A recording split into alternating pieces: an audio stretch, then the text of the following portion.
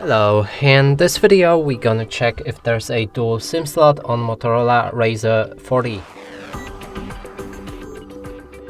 To do this, we'll need to open a SIM slot on the left side of our phone.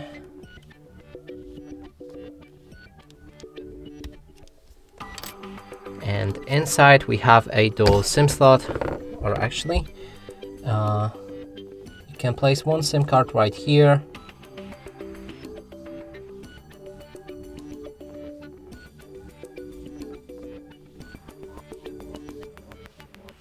And let's see if we can actually insert the SIM card right here, because I'm not sure.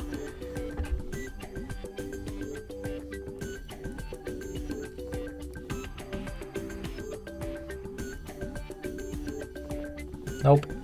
So there's only one SIM slot, but I would guess that you can actually have the eSIM on this device, so that way you'll be able to put two SIM cards in this device. And that's it for this video. Hope you like it. Please consider subscribing to our channel, leave a like and a comment below.